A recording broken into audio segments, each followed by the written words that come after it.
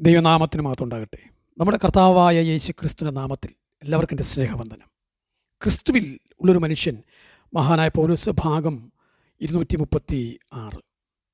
തുടർമാനമായിട്ട് എഫെസ്യ ലേഖനത്തെക്കുറിച്ച് നാം നോക്കുമ്പോൾ ഒറ്റ നോട്ടത്തിൽ വിശ്വാസിയുടെ ഒരു സ്ഥാനമാണ് 1 മുതൽ 3 വരെയുള്ള അധ്യായങ്ങളിൽ പൗലോസ് രേഖപ്പെടുത്തിയിരിക്കുന്നത്.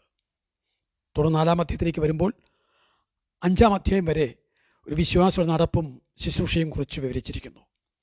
ആത്മാവ് നിറഞ്ഞ വിശ്വാസിയുടെ നടപ്പും പോരാട്ട ജീവിതവുമാണ് 5-ാം അധ്യായത്തിൽ.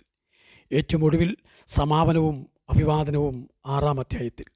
മറ്റു ലേഖനങ്ങളിൽ ആവശ്യപ്പെടുന്നത് പോലെ ഇവിടെയും 6-ാം അധ്യായത്തിൻ്റെ 18 മുതൽ 20 വാക്യങ്ങളിൽ പൗലോസ് ഇങ്ങനെയാണ് പറയുന്നത്: സകല പ്രാർത്ഥനയാലും യാചനയാലും ഏതു നേരത്തും ആത്മാവിൽ പ്രാർത്ഥിച്ചും അതിനായി ജാഗരിച്ചും കൊണ്ട് സകല വിശുദ്ധന്മാർക്കും എനിക്കും വേണ്ടി പ്രാർത്ഥനയിൽ പൂർണ്ണ സ്ഥിരത കാണിപ്പിൻ.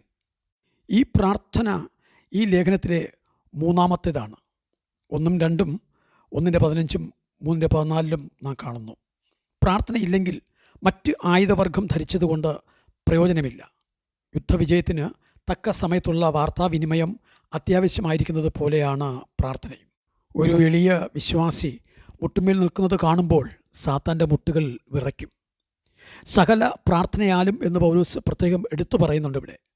പരസ്യവും രഹസ്യവുമായുള്ള ഏതു നേരത്തെ പ്രാർത്ഥനയും അതിൽ പെടുന്നു. നമ്മുടെ സമസ്ത ആവശ്യങ്ങൾക്കും ഒഴിച്ചുകൂടാനാകാത്ത ഘടകം പ്രാർത്ഥന തന്നെയാണ്. എല്ലാ പ്രാർത്ഥനകളിലും യാചനയുണ്ട്. എന്നാൽ യാചന പ്രാർത്ഥനയിലെ എളിമയ്ക്ക് ഊന്നൽ കൊടുക്കുന്നു.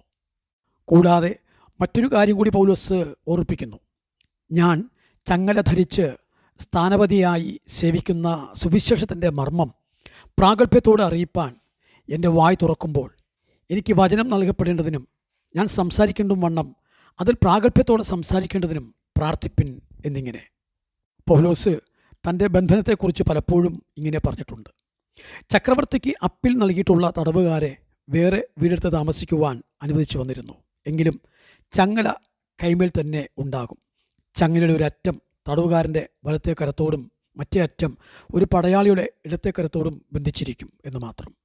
എന്നാൽ പൗലോസ് ആ ചങ്ങല കർത്താവിൻ്റെ സ്ഥാനാപതിയുടെ വീരശൃംഖലയായി അംഗീകരിക്കുന്നു. എല്ലാ സ്ഥാനാപതിമാരും കൊട്ടാരങ്ങളിൽ സുഖിക്കുമ്പോൾ പൗലോസ് സന്തോഷത്തോടെ കർത്താവിൻ്റെ കഷ്ടാനുഭവങ്ങളിൽ കുറവുള്ളത് കർത്താവിൻ്റെ സ്ഥാനപതി എന്ന അഭിമാനത്തോടെ സ്വന്തം ശരീരത്തിൽ സഹിച്ചുകൊണ്ട് പൂരിപ്പിക്കുകയാണ് ഇവിടെ. ചങ്ങല ധരിച്ച ഈ സ്ഥാനാപതിയുടെ ആഗ്രഹം അതിൽ നിന്നും വിടുതൽ പ്രാപിക്കുക എന്നതല്ല, സുവിശേഷത്തിൻ്റെ മർമ്മം പ്രാഗൽഭ്യത്തോടെ അറിയിക്കുവാൻ കഴിവ് ലഭിക്കണമെന്നതാണ് തൻ്റെ പ്രാർത്ഥനയും തൻ്റെ പ്രവൃത്തിയും.